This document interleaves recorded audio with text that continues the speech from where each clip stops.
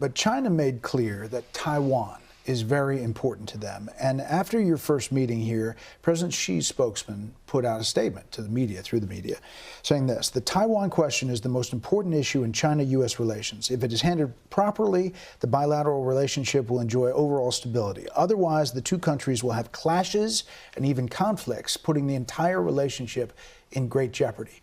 You were still inside the meeting when that came out. That sounded almost like a threat. Was it communicated that way behind closed doors? No, it wasn't, not at all. But it has always been their most important issue.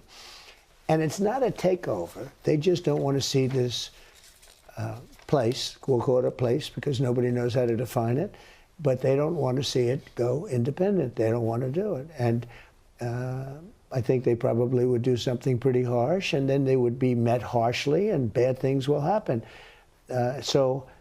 No, it's not that. We talked, by the way, last night, we talked the whole night about that issue. I think I know more about Taiwan right now than I know about almost any country. You think it dominated the talk? It's always been his most important thing from the day I knew him years ago. I've known him now 11 years, 12 years. It's always been the biggest thing for him, Taiwan.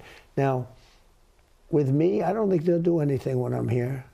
When I'm not here, I think they might, to be honest with you. But I'm not sure that they do anything if it remained as is.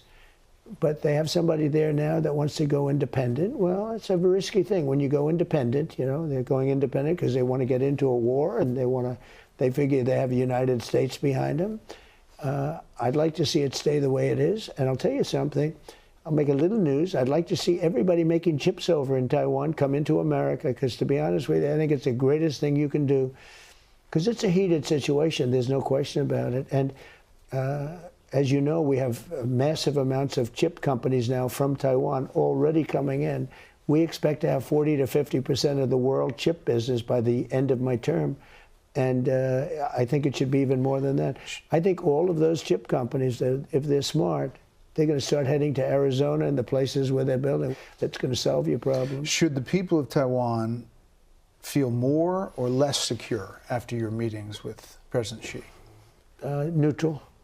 Neutral. Has the policy changed at all? No, nothing's changed. U.S. policy? No, nothing's changed. I will say this. I'm not looking to have somebody go independent and, you know, we're supposed to travel 9,500 miles to fight a war. I'm not looking for that. I want them to cool down. I want China to cool down. But you're waiting on approving billions of dollars of weapons for Taiwan. That's right. Is that moving forward? Well, I haven't approved it yet. We're going to see what happens. What are you looking for? I may do it. I may not do it. Yeah, what's your hinge point? Well, I'm not going to say that, but I may do it. I may not do it. But we're not looking to have wars. And if you kept it the way it is, I think China's going to be okay with that. But we're not looking to have somebody say, let's go independent because the United States is backing us. You know. So President Xi probably liked that you haven't approved the weapons to Taiwan. I would say like is maybe too strong a word, because he thinks I could do it with just the signing of my signature, unlike Biden, who couldn't sign his signature. No, I'm holding that in abeyance, and it depends on China. It depends. It's a very good negotiating chip for us, frankly. It's a lot of weapons. It's $12 billion. It's a lot of weapons. But, you know, when you look at the odds, China's a very, very powerful, big country.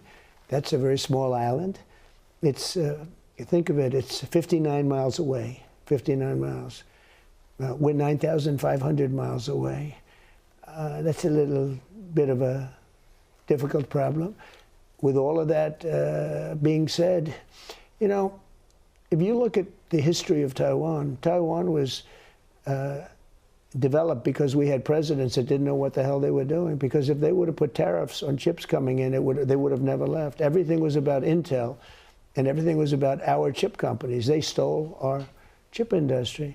So I've said that for years. I said, you know, for years they stole our chip. If we would have had one of our presidents just say, we're going to put 100% chip. You can leave, you can build in Taiwan, but you sell it back into the United States. We're going to put 100% or 200% tariff. We would have never lost a chip. We lost the chip industry. It's all coming back. And I do say this. Taiwan would be very smart to cool it a little bit. China would be very smart to cool it a little bit. They ought to both cool it. On AI.